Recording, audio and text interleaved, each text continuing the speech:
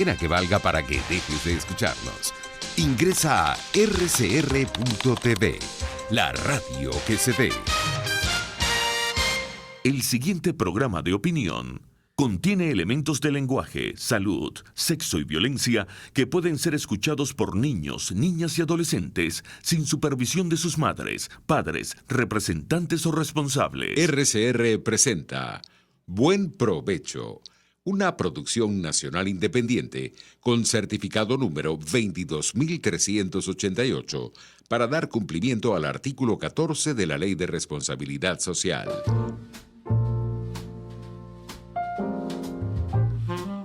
A partir de este momento, los invitamos a formar parte de esta mesa donde se componen y descomponen los problemas del país.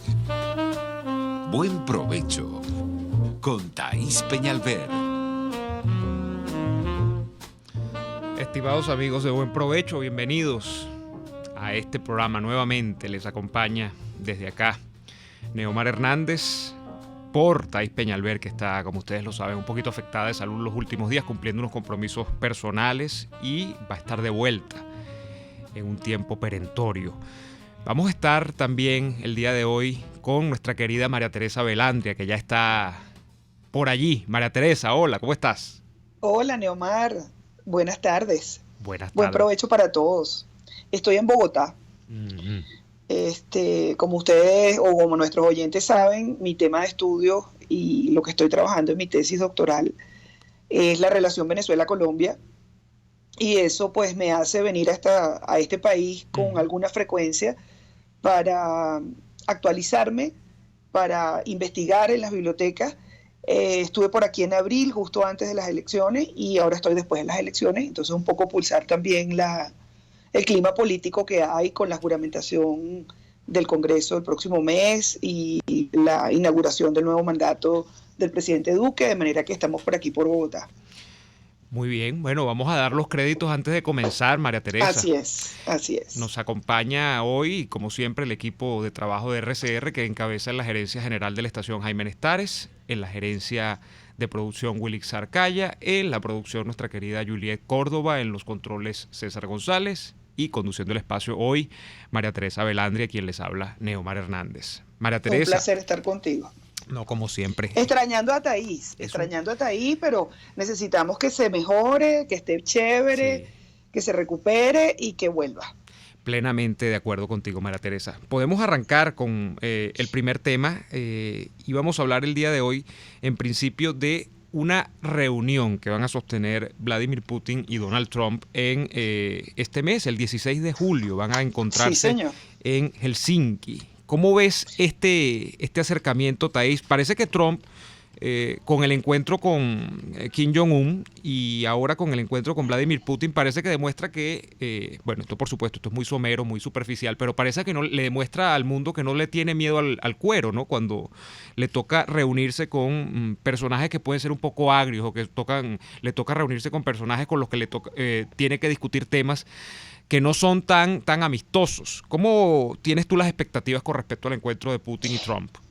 Bueno, primero hay que entender quién es Vladimir Putin. Eso es un gobierno casi que de partido único, un gobierno no democrático, un gobierno autoritario, en el que Putin permaneció unos pocos años fuera, colocando a una figura como Medvedev en el poder, pero que los temas entre Rusia y los Estados Unidos pues siguen siendo, antes de la Guerra Fría, durante la Guerra Fría y después de la nueva Guerra Fría, muy importantes, ¿no? Allí los temas que se supone se van a discutir, es decir, todo esto ha estado saliendo en los medios, son temas de seguridad.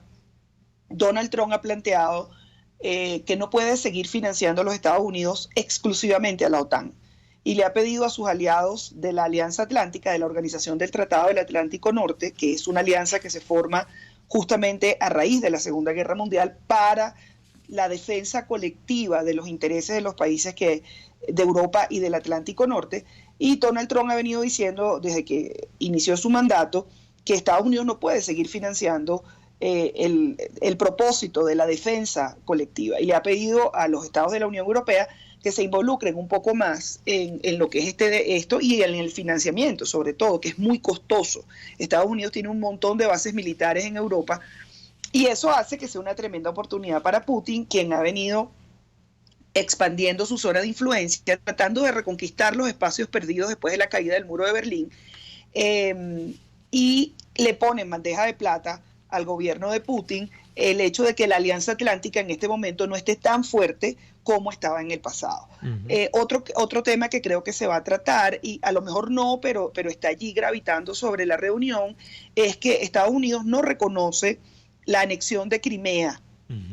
Para recordarle a nuestros oyentes, hace unos pocos años se produjo un conflicto en la región de Crimea donde Rusia tiene la flota más importante, sus portaaviones, sus submarinos nucleares, etcétera. Y esa siempre fue la salida al Mar Negro de Rusia, que tiene, digamos, pocos puertos por donde mover la flota. Allí se inició un proceso de secesión que fue alentado por tropas rusas que envió Putin. Se produjeron enormes conflictos, hubo prácticamente una guerra civil y luego de ello se produjo un referéndum que con un 98% decidió anexar la provincia de Crimea a Rusia. Eso no lo reconoce Estados Unidos. Luego ellos tienen temas bilaterales. No olvidemos que en el último mes de la presidencia de Barack Obama, en diciembre del 2016, se produjo una expulsión masiva de diplomáticos rusos de los Estados Unidos porque se había detectado pues la presencia y la interferencia de los hackers rusos, etcétera, en las elecciones presidenciales de los Estados Unidos. No así se produjo una expulsión. Putin dijo, tú sabes, muy elegantemente que ellos no iban a hacer que los diplomáticos norteamericanos pasaran las Navidades sin su familia. Digamos, fue justo en diciembre del 2016, antes de que Donald Trump tomara posesión. Creo que es otro tema que se va a tratar, el tema de la interferencia de los hackers rusos que han estado muy activos y que utilizan plataformas como los servidores venezolanos para hacer su trabajo de hackeo de cuentas e influir en la opinión pública internacional a través de sus redes, RT, Sputnik News, etcétera. Creo que eso es un tema que se va a tratar. Y también creo que el tema de Corea del Norte, que ha tenido en Rusia un aliado, puede ser un tema de conversación entre los dos presidentes. La reunión, como tú bien apuntabas, es en la capital de Finlandia, en Helsinki, el 16 de julio. Un país neutral, no se reúnen ni en Estados Unidos ni en Moscú, y Putin llega a esta reunión luego de haber organizado el Mundial de Fútbol, donde el pito lo tiene él. La eliminación de España pues es evidentísima, ¿no? Que no se podía ir el anfitrión. Tú tienes esa tesis, ¿no? De que Putin controla ¿cómo que se llama? El VAR con B pequeña. El VAR es de Putin. Sí, el VAR y el pito es de Putin. O sea, despacha y se da el vuelto de paso. Sí, era muy difícil que despacharan a la selección rusa siendo la anfitriona. Y bueno, el juego contra España fue realmente un desastre, y así como el juego entre Inglaterra y Colombia.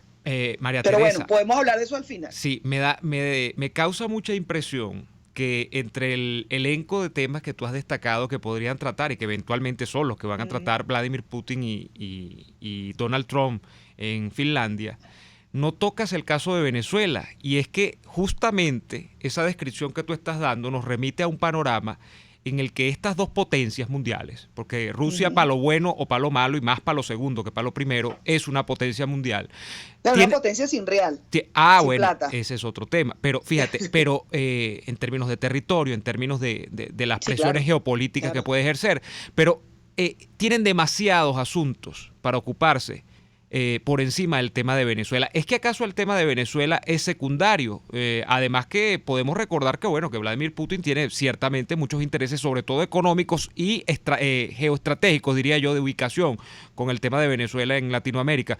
Pero parece que hay muchos temas que se superponen a ¿no? No está Venezuela entre esos temas, ¿crees tú? Probablemente el presidente Trump, que está enfocado en el tema venezolano de manera muy seria, probablemente lo mencione. Ya Rusia sabemos que no tiene capacidad financiera para seguir apoyando económicamente al régimen, pero muy probablemente le pida algún cambio de acción si se toma una decisión en el marco de Naciones Unidas. No olvidemos que Rusia y China aliados estratégicos del gobierno de Maduro, tienen derecho a veto en el Consejo de Seguridad de la ONU, de la ONU. Y eso, pues, creo que podría ser un elemento interesante. Y ahora cuando mencionemos la resolución, la reunión de ayer de la ONU, pues quizás podemos ahondar en eso. Pero es probable que se tome. O sea, quizás se converse cuál es la relación deuda, compromisos financieros que tiene Venezuela con Rusia en esta nueva dimensión que está tomando la relación Estados Unidos-Arabia Saudita, donde le piden a Arabia Saudita que incremente la producción petrolera de la OPEP para hacer bajar los precios y con esto perturbar a Irán, que también es miembro de la OPEP, y ahí Rusia juega un papel fundamental porque Rusia es un país productor de petróleo, no OPEP. Entonces uno no sabe si a Rusia le conviene esta bajada de los precios del petróleo tomando en cuenta su situación financiera, o se puede conversar sobre este tema, digamos, tangencialmente lo que podría pasar en Venezuela. Yo creo que sí va a estar. No lo mencioné, no porque no crea que no sea importante, sino porque honestamente se me olvidó. Y gracias por recordármelo. Bueno, yo no de puedo. Verdad, no tengo ningún problema en decirlo. No, mira, María Teresa, el tema ruso tiene su importancia, ¿no? Pero justamente como has metido el tema ruso en el caso de la viabilidad o no económica que puede tener el proyecto de Putin y, por supuesto, esa viabilidad económica del régimen de Putin tiene que ver con la capacidad de financiamiento a otros países para agenciar sus planes fuera del territorio ruso, me lleva también a preguntarte, aunque nos salimos un poco, pero no tanto del tema, ¿qué piensas de este préstamo del que se tuvo conocimiento esta semana de la República de China a el gobierno de Venezuela? Estamos hablando de que se conoció que 250 millones funcionan, de dólares por supuesto, funcionan como una especie de adelanto de un préstamo de 5.000 millones de dólares que le estaría dando nuevamente China a Venezuela para supuestamente apuntalar la producción petrolera. Y te lo digo porque si bien Rusia no parece tener intenciones de financiar, China muy modestamente, sin decir sí, yo te respaldo, pero tampoco sin sacarle la silla a Maduro, le ha dado un nuevo préstamo. Es que los chinos sí se juegan el plano internacional con Maduro todavía en la escena. Lo que pasa es que la deuda de Venezuela con China es tan grande que tienes dos opciones. O la tiras a pérdida, porque sabes que no te van a pagar, o le das un nuevo aliento para que aumente la producción para que te paguen. Entonces creo que los chinos optaron por lo segundo. Es decir, pragmáticamente están haciendo lo que hizo en su momento Brasil con Lula, que le dieron dinero prestado al gobierno de Chávez para que le pagara a Odebrecht, ¿no?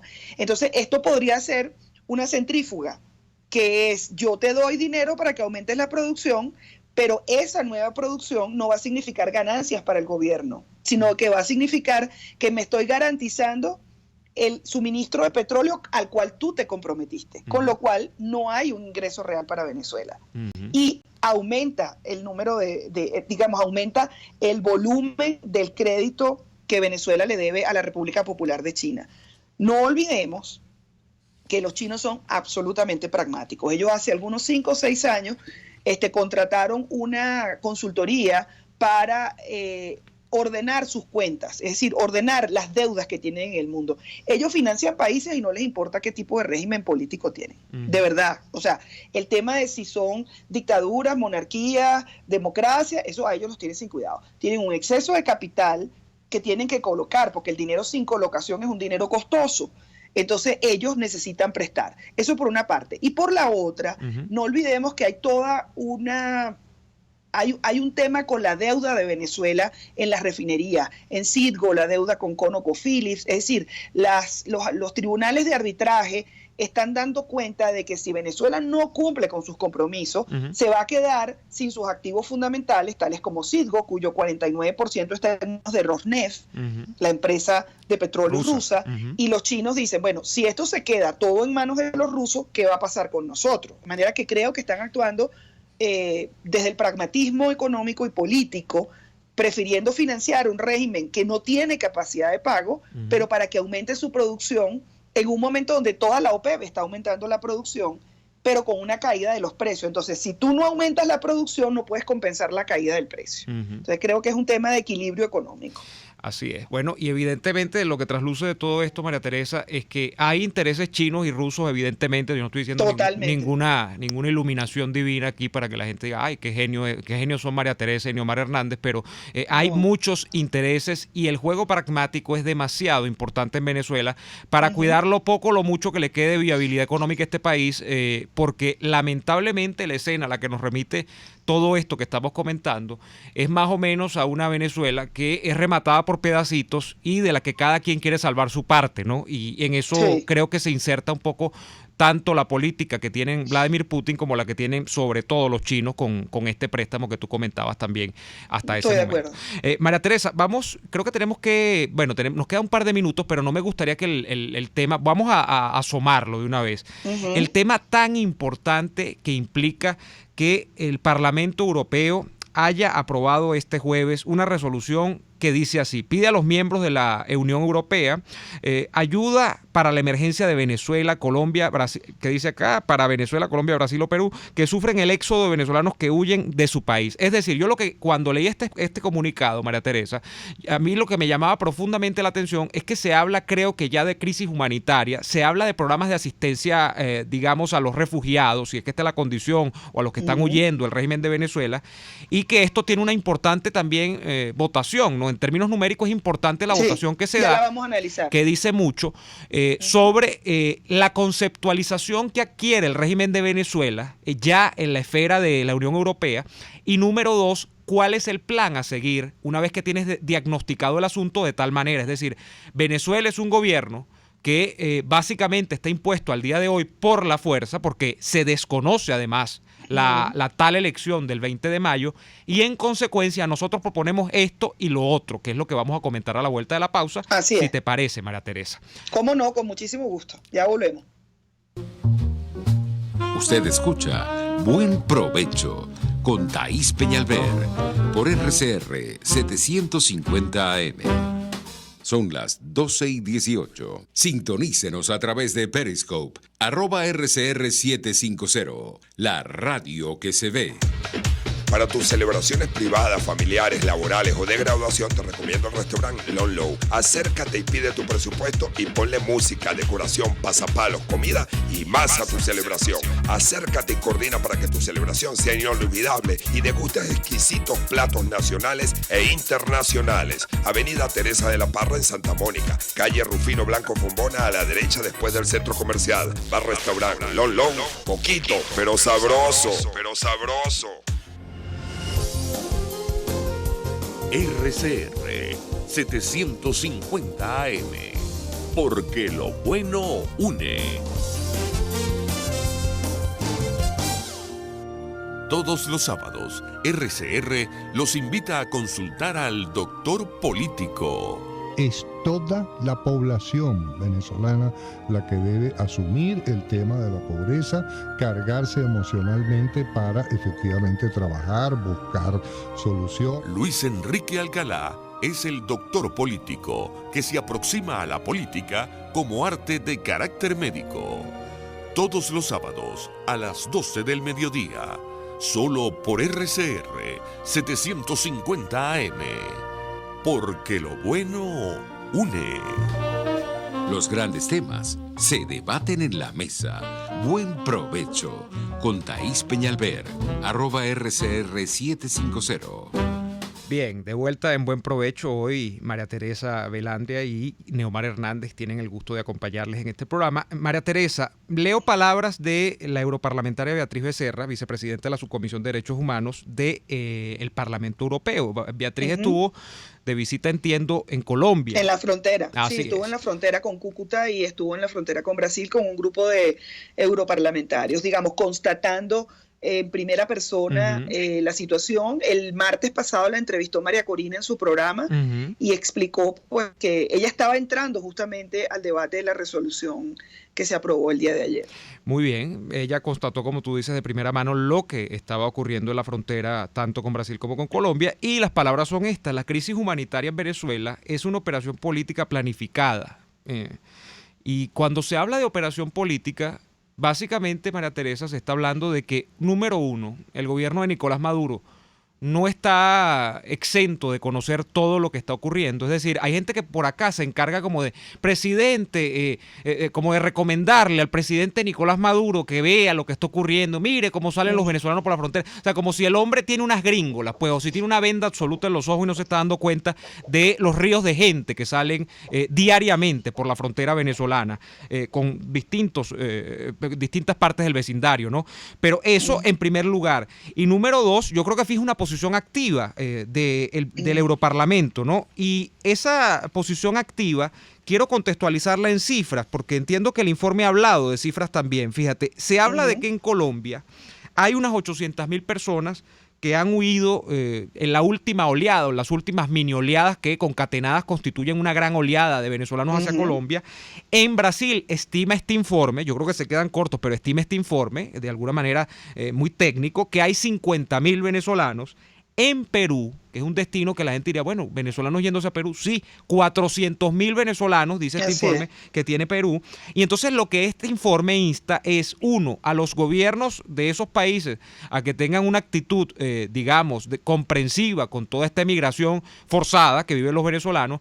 Y número dos, insta inclusive al gobierno de Venezuela a que, bueno, si están matando a la gente de hambre, si la están matando por la carestía de medicamentos, si la están matando por la vía de los hechos, bueno, que le concedan al menos la documentación, los pasaportes para que puedan salir con un estatus migratorio, digamos, legal, de que haya regularidad. Así es, ¿no? Entonces, fíjate, ¿cómo ves el informe? ¿Qué pinceladas gruesas destacarías tú de este informe del Europarlamento?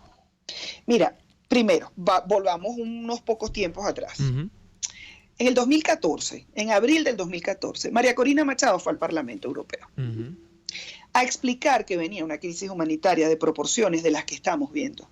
Porque ya lo que estaba ocurriendo en el sector alimentos, el sector salud, el sector transporte y la seguridad, sencillamente había que proyectarlo para saber que 4 años después íbamos a tener esta situación. Ya en el 2014 teníamos una situación grave de violación de derechos humanos, las protestas del año 14 que habían dejado más de 60 muertos, ya más de 3.000 detenidos. Y en el Parlamento Europeo, salvo el Partido Popular Europeo y el ALDE, que agrupa las asociaciones liberales, y algunos verdes, digamos, tomaron atención del tema. Yo recuerdo, porque estaba ahí, a mí no me lo contaron, yo estaba con ella, se nos acercaron varios europarlamentarios del Partido Comunista, del Partido Socialista Obrero Español y de los partidos de izquierda de la Unión Europea, y no voy a olvidar un parlamentario polaco que me insultó a mí. Imagínate tú. Me dijo, váyanse de aquí, ustedes están hablando mal de un gobierno democrático, ustedes están aquí explicando algo que no existe, ustedes son unas enemigas de su país. O sea, y yo le dije, mire, si usted piensa que lo que nosotros estamos diciendo aquí es mentira, váyase a vivir a Venezuela. Claro. Eso sí, sin euros, sin pasaporte diplomático, sin escoltas, y sin los beneficios que le da ser un ciudadano en la Unión Europea. Y también recuerdo, y por qué lo contextualizo, que hablamos con un diputado del Partido Socialista Obrero Español, y él nos escuchaba, pero no daba crédito a lo que le estábamos comentando en ese momento. Y yo recuerdo haberle dicho, mire, si a usted no le importan los venezolanos, porque no tendrían por qué importarle. No tendrían por qué importarle. A usted debería importar los españoles que viven en Venezuela. Y yo soy española porque mi madre es española. Y yo voto en este parlamento. Y yo voto en el Parlamento español. Entonces, si no le importan mis compatriotas, en este momento hago uso de mi nacionalidad española. Debería importarle lo que nos pasa a sus conciudadanos. Y ahí el tipo cambió la cara y dijo, ah, caramba, les tengo que prestar atención. Entonces, en ese momento, a raíz de esa visita de nosotros allá, se decidió que en diciembre de ese año se hizo la primera resolución a favor de la situación venezolana y se instó a los europarlamentarios a visitar Venezuela. Eso no pudo materializarse porque obviamente no se permitía. Pero en el 15, en la elección de la Asamblea Nacional, vino una delegación de parlamentarios europeos del PP y del ALDE, pero ¿sabes qué? Vinieron por su cuenta, porque el Parlamento español no les autorizó a venir como una misión oficial, porque todavía en el 2015 consideraban que las cosas estaban exageradas. Pues ahora a las pruebas me remito. La situación de los venezolanos migrantes en la frontera fue recogida por una resolución de la Comisión Interamericana de Derechos Humanos en abril de este año, donde se les califica como migración forzada y refugiados. Hay campos de refugiados, tanto en la frontera con Brasil como en la frontera con Colombia. Y tanto el gobierno de los Estados Unidos como la Unión Europea han enviado recursos a los gobiernos de Brasil y al gobierno de Colombia. ¿Para qué? Para que puedan atender la crisis derivada de una migración forzada y masiva. ¿Para qué? Para que haya atención sanitaria, para que haya atención, de salud, para que haya atención de todo tipo, esto se me mueve, disculpen, a los venezolanos, y que esto significa que les den un tratamiento incluso especial. Ahora, es una crisis para todo, es una crisis de seguridad, es una crisis para los servicios públicos de los países donde están llegando los venezolanos. ¿Por qué? Porque no están preparados para una oleada como esa. A Venezuela llegaron 3 millones de colombianos, pero en 30 años, entre los 70, 80 y 90. No llegaron todos al mismo tiempo. A Colombia han llegado más o menos 800.000 venezolanos. Y se estima que pasan por la frontera unos 50.000 al día, de los cuales 10.000 o 20.000 se quedan en Colombia y el resto sigue a los países de la región.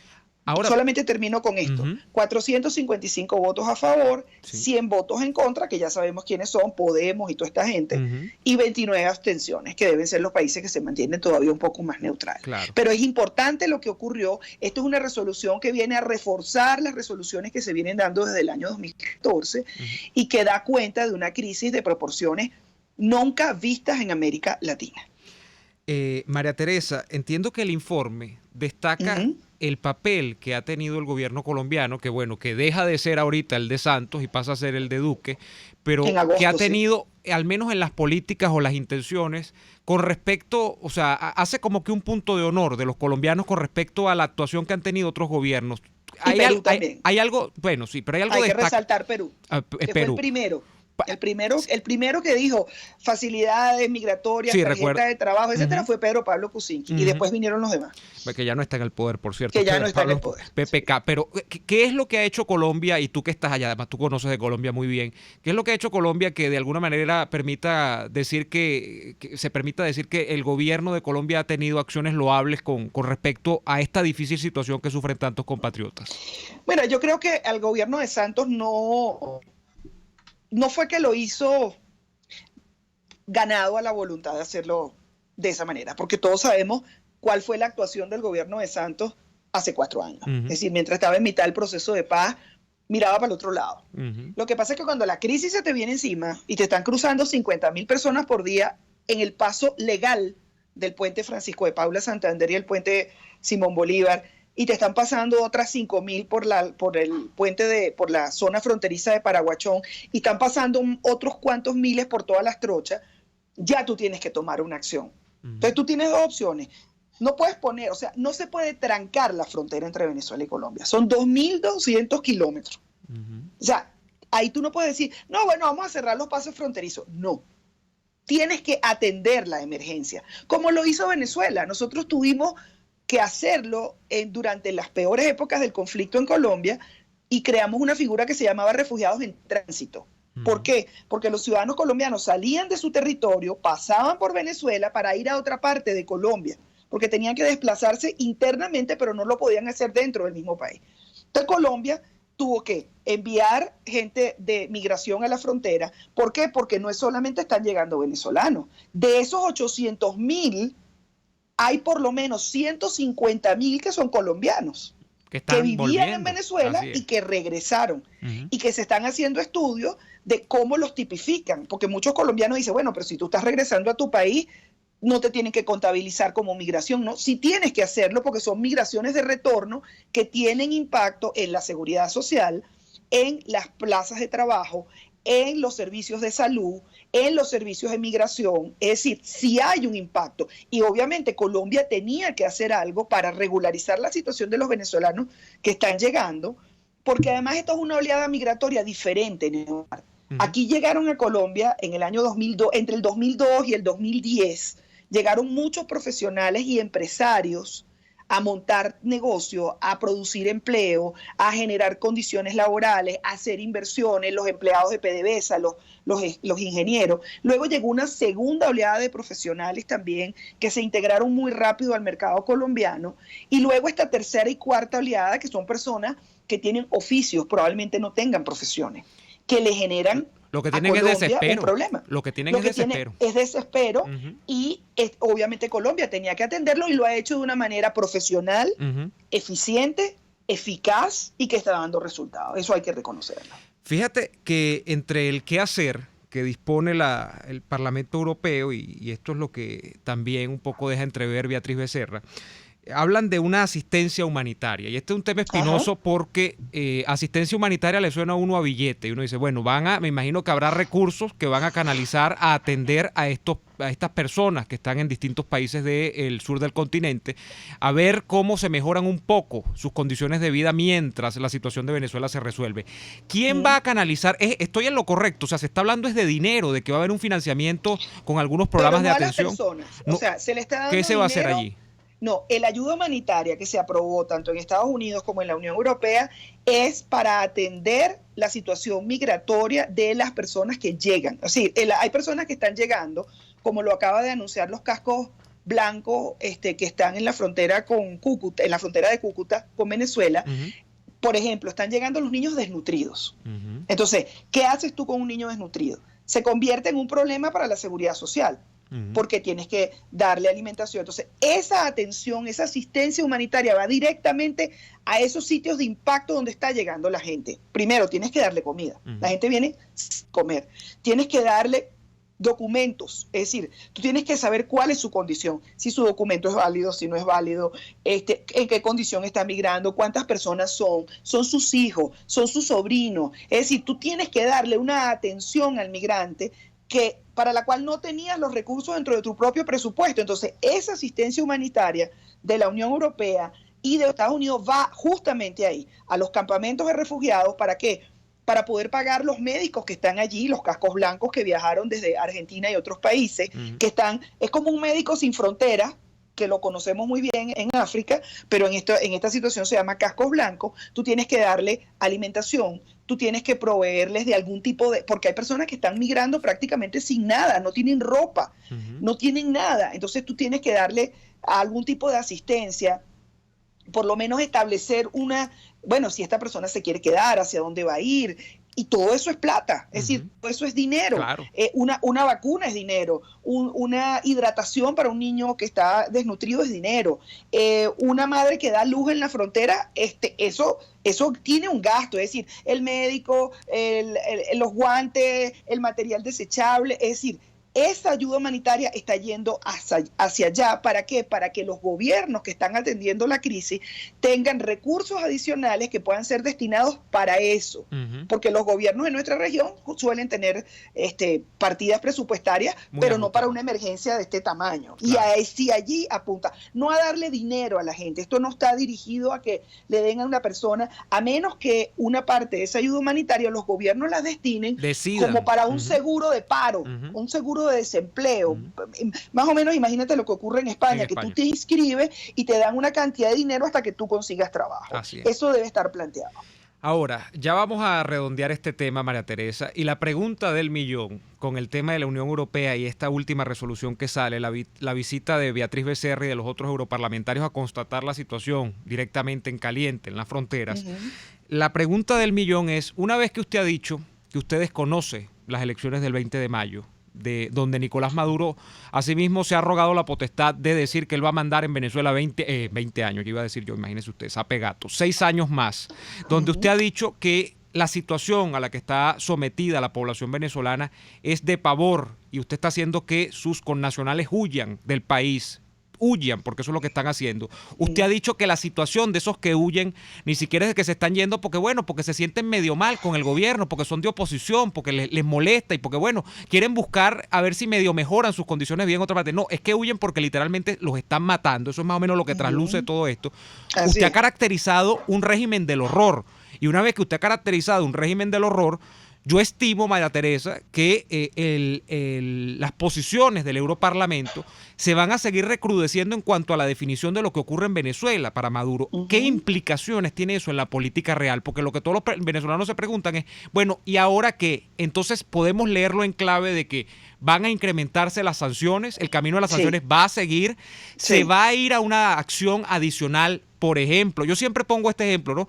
Aquella de que determinados países terminen de romper con Venezuela, entonces retiren embajadores, ese tipo de cosas. ¿Qué es lo que está realmente en juego en el campo de la política real? Una vez que el Europarlamento, con esta votación, con un documento de por medio, dice, mira, Venezuela es un horror y Venezuela va empeorando cada día más. Vamos con eso, María Teresa, a la vuelta del corte, para cerrar un poco de manera gruesa este tema.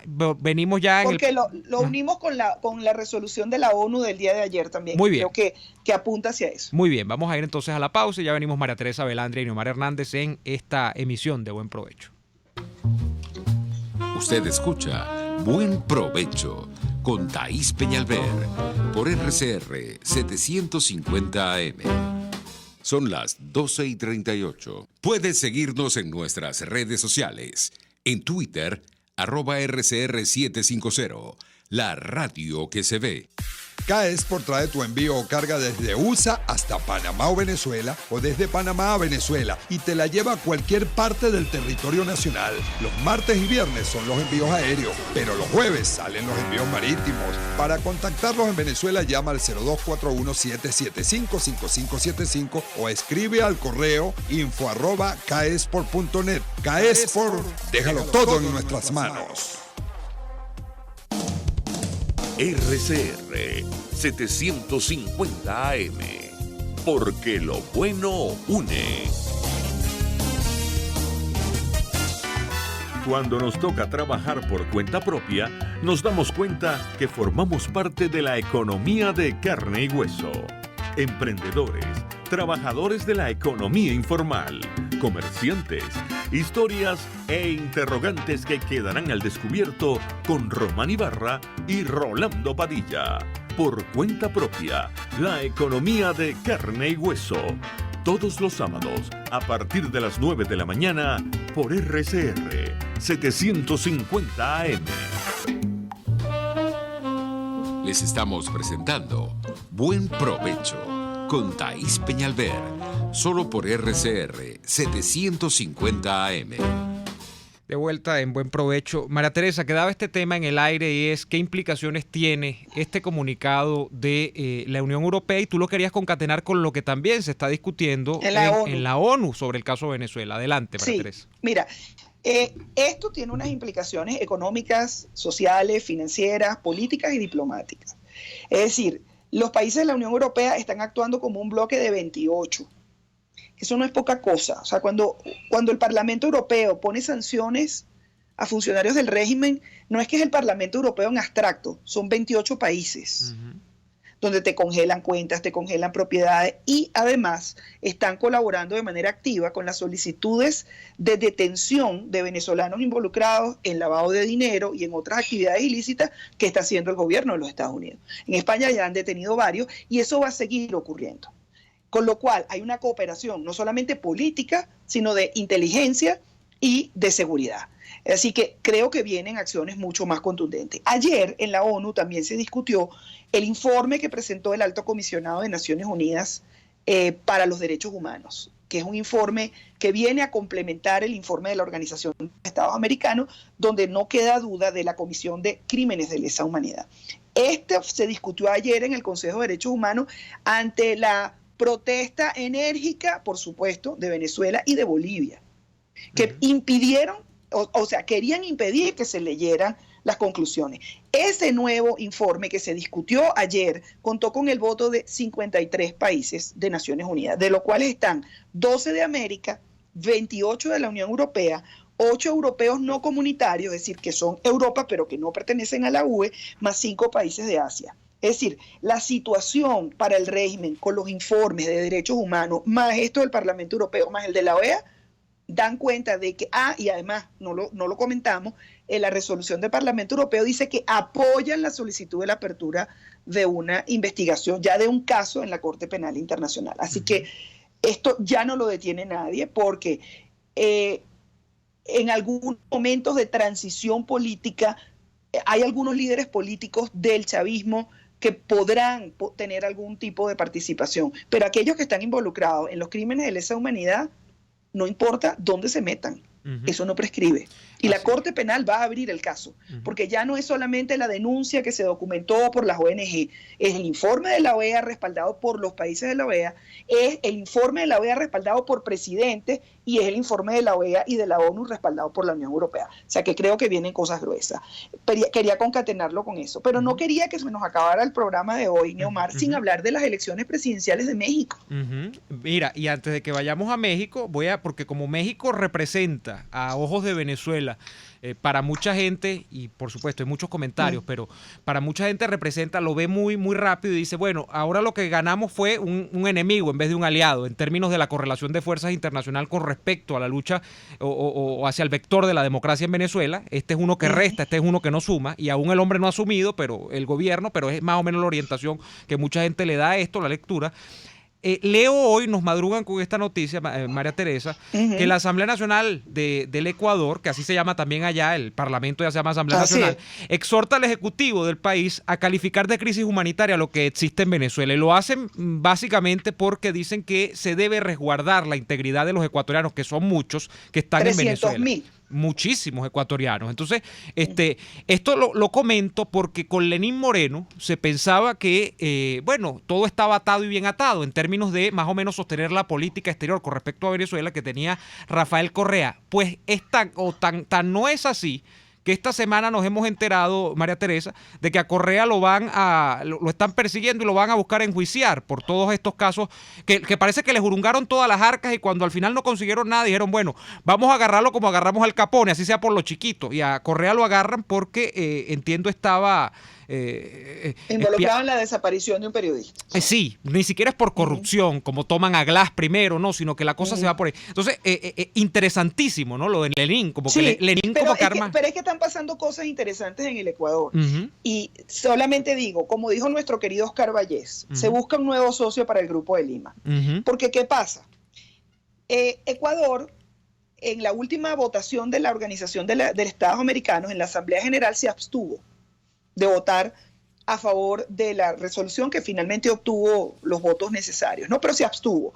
Y en ese momento Ecuador tenía un tema de política interna muy, muy relevante, y es que su canciller estaba siendo elegida presidenta de la Asamblea General de Naciones Unidas para este año que comienza en septiembre. Pero al mismo tiempo la Asamblea Nacional del Ecuador le estaba introduciendo un voto de censura contra la canciller, precisamente por la no protección de los ecuatorianos. Eso hizo que al día siguiente de la Asamblea General de la Organización de Estados Americanos, la canciller se le aceptara la renuncia, es decir, ya ella no es la canciller del Ecuador. En su lugar, Lenín Moreno designó al que era el embajador en la OEA, y con este apoyo que le da Maduro a Correa, ya el embajador ecuatoriano tenía las maletas listas para viajar a Caracas, y Lenín Moreno le dice ayer, usted no se va. Imagínate. Con lo cual, lo que estamos haciendo es una compensación de fuerzas dentro de la OEA. Probablemente perdamos a México y no lo perdamos en el sentido de que vaya a votar a favor de Venezuela, sino que se abstenga. O sea, yo creo que el nuevo gobierno de México va a regresar a la doctrina Estrada, que es la de la neutralidad en política exterior, que caracterizó a la política exterior mexicana durante todo el gobierno del PRI e incluso durante el gobierno del PAN, y dio un salto cuántico distinto durante el gobierno de Peña Nieto. Entonces creo que vamos a tener una compensación de fuerzas en la Organización de los Estados Americanos, donde México probablemente se abstenga, no sea un actor activo como ha venido haciendo en el Grupo de Lima, sino que sea sustituido entonces por una participación mucho más activa del Ecuador, en el caso de la OEA. Entonces eso me lleva a hablar de México. O sea, lo que quería era conectarlo como lo que me estás diciendo con el Ecuador. Miren, lo de Ecuador, incluso está lo de Snowden, no nos olvidemos, el señor tiene 5 años asilado en la Embajada del Ecuador en Gran Bretaña, a la cual ya le retiraron todos los fondos para cuidar a Snowden. O sea, cualquier día nos vamos a levantar y Snowden se lo entregaron a las autoridades británicas para que finalmente o lo juzguen en Gran Bretaña o lo manden a los Estados Unidos para que lo juzguen por los delitos que se le persiguen, que fue la filtración de información a través de Wikileaks. O sea, creo que el gobierno de Lenín Moreno está dibujando esa nueva política. Quizás al principio fue como muy timorato, muy tranquilo y tal, pero con lo de Correa, él tiene que marcar una impronta y a nosotros nos sirve. Para nosotros es un tema pragmático. Así es. ¿Qué pasa con México? En México se produjo una elección presidencial donde votaron 89 millones de personas. O sea, para que la gente se dé una idea de las dimensiones de México. Son 89 millones de electores. Y Andrés Manuel López Obrador, en la tercera bala vencida, ganó la elección con el 56%. Es decir, obtuvo una mayoría abrumadora, una participación del 62% de los mexicanos, y el presidente Andrés Manuel López Obrador gana en 30 de los 31 estados mexicanos. O sea, en un solo estado ganó Anaya, el resto de los estados barrió Andrés Manuel López Obrador. El PRI no ganó ni un estado. Ninguno. Lo del PRI es impresionante. Sí. Luego estaban en lisa 8 gobernaciones más el gobierno de la Ciudad de México. Bueno, de esas 8, la Alianza Morena, Hagamos Historia, etcétera, gana 5 de 8, incluyendo el gobierno de la Ciudad de México, donde Andrés Manuel López Obrador fue presidente del gobierno de la Ciudad de México, como se le denomina. Pero además tiene mayoría absoluta en el Congreso en las 2 cámaras. De 128 senadores, la coalición saca 53, lo que le da un 55,2% dentro del Parlamento del Congreso mexicano. Y de 500 diputados sacan 211, lo que le da 70%. María Teresa, vamos a hacer la pausa y volvemos con tu cierre sobre las impresiones de qué va a hacer López Obrador. México no es Venezuela, dicen algunos, otros dicen, mírense en el espejo de Venezuela, que decía en el 98 que no era Cuba. Vamos a ir a la pausa comercial y venimos con ese resumen. Conéctese con nosotros en señal abierta o por rcr.tv, la radio que se ve. Y síganos en Twitter, @RCR750 y buen provecho. Son las 12:48. Puede seguir nuestra programación a través de rcr.tv, la radio que se ve. Cuando pienso en frescura, pienso en Central Madeirense. Y sé que solo allí encontraré lo mejor en productos de primera calidad, donde las frutas y vegetales son traídos directamente del campo, con olor a tierra fértil, a tierra venezolana. En Central Madeirense son más frescas. Pluralidad contigo.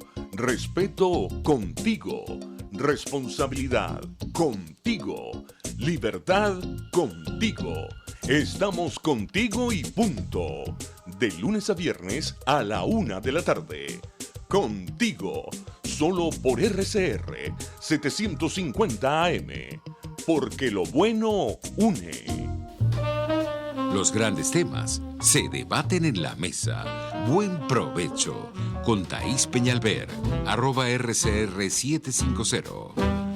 De vuelta en buen provecho, María Teresa. El panorama es el siguiente. México tuvo 70 años del PRI y luego una especie de bipartidismo entre el PRI y el PAN, aunque el bipartidismo creo que comenzó antes, porque no es exclusivamente cierto decir que el PRI, que el PAN gobernó y antes no existía, no compartía alguna fuerza, aunque muy moderada, hay que decirlo, con el PRI antes de que fuera gobierno. Pero hay como un gran desarrollo institucional y no institucional, María Teresa, de la política en México, que tiene como una especie de cortapisas, de frenos, de diques de contención a muchas cosas. Entre ellas creo yo que podría estar, por ejemplo, la intención de López Obrador de hacer un proyecto de concentración de poder tal, por ejemplo, que le permita reelegirse, que es una cosa que en México es una abominación desde hace, 80, 90 años, ¿no? Desde que está la política mexicana, este tipo de política andando.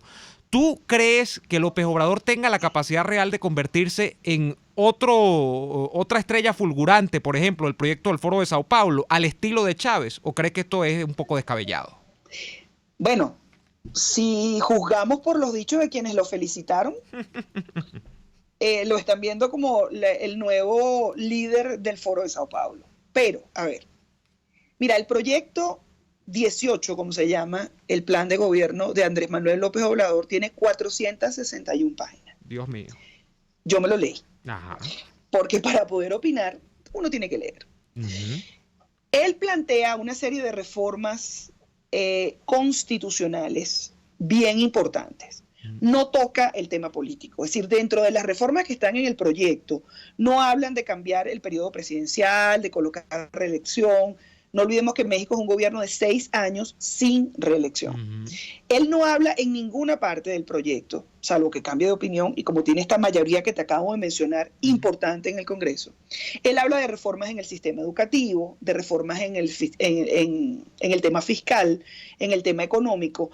Tiene un lenguaje en algunos aspectos del programa de gobierno muy anacrónicos, o sea, el tema de autogestión, autosoberanía, auto, que yo digo, bueno, en un mundo globalizado y de cadenas de valor, eso es un anacronismo.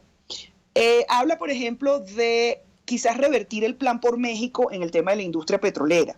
Pemex, que es la industria de petróleos mexicana, durante el gobierno de Peña Nieto se abrió a las inversiones extranjeras, cosa que era impensable, porque en el tema mexicano eso era como el dogma de Venezuela, política y petróleo. Es ecolecua. Es exactamente lo mismo. O sea, ese libro de Rómulo Betancourt, que es muy bueno, yo creo que en algún momento, señores, tenemos que dejarlo al lado, lo hizo el PRI y abrieron la industria petrolera a la inversión extranjera y se convirtió en un actor petrolero muy importante. Así es.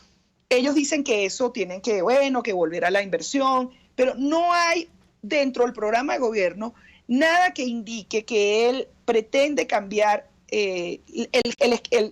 la estructura política del Estado, sino apuntar a ciertas reformas que le den a México una mayor viabilidad. ¿No se habla de la constituyente, María Teresa? No. Ahora, él dice, el día que lo eligen, al día siguiente, que él va a someter su gobierno en mitad del periodo a referéndum. A mí eso me espantó. Después dijo que va a renunciar a la seguridad presidencial, a la casa presidencial. Eso obviamente es populismo en su máxima expresión. Eso es mentira. O sea, los presidentes hay que cuidarlos, ¿vale? Punto. Y más en un país como México, que es muy violento. Pero luego, lo que sí me llama la atención, y lo comento entre nosotros aquí con nuestros oyentes, y es que México tiene unos esquemas económicos que no dependen del Estado. Es decir, México, la renta de los ciudadanos, como dijo por ahí la profesora Gisela Cosa, cada mexicano se busca su forma de hacer tortillas. ¿Por qué? Porque no hay un solo esquema de renta. Es decir, Pemex es un actor más dentro de la economía mexicana. La economía mexicana está industrializada, es exportadora, participa de 2 acuerdos económicos muy importantes. Uno es el TLC con Canadá y Estados Unidos, que se va a reformar con toda seguridad, pero el otro es la Alianza del Pacífico, con México, con Chile, con Perú y con Colombia, que son un esquema de mercado abierto, competitivo, no centralizado, donde el concepto de estatismo, controles, no existe. De manera que creo que ahí van a estar los frenos, sobre todo en el tema económico de Andrés Manuel López Obrador. Creo que su plan de reducir la corrupción para destinar esos recursos a los programas sociales tiene sentido en un país donde hay desigualdades económicas muy importantes, pero tiene suficientes votos en el Congreso para hacer reformas muy importantes. Vamos a ver. Vamos a ver. Bueno, y me quedo con eso tan interesante que decías, María Teresa, de que ahí está la diferencia clave. México es un país que está metido en el negocio petrolero, pero no es un petroestado. Y la diferencia entre un petroestado y un país que está metido en el negocio petrolero es muy significativa. En un petroestado la gente está atada a la renta petrolera. En México hay que crear riqueza. Y claro, hay problemas derivados de la creación de riqueza, las desigualdades, la emigración. Así es, son muchas cosas. Pero María Teresa, ha sido un gusto nuevamente estar contigo acá en Buen Provecho. Un abrazo para todos. Un abrazo, María Teresa. Era la profesora María Teresa Velandria y quien les habla, Neomar Hernández, quienes estuvieron el día de hoy, el placer de acompañarles durante esta hora. Nosotros nos despedimos. Probablemente esté yo acá nuevamente el viernes. María Teresa, contigo o sin ti estaré acá. Si quieres, podemos estar acá nuevamente el viernes que viene y hacer otro interesante programa. María Teresa se fue. Bueno, nosotros nos despedimos entonces y estaremos de vuelta la semana próxima en Buen Provecho. Gracias por estar allí. RCR presentó Buen Provecho.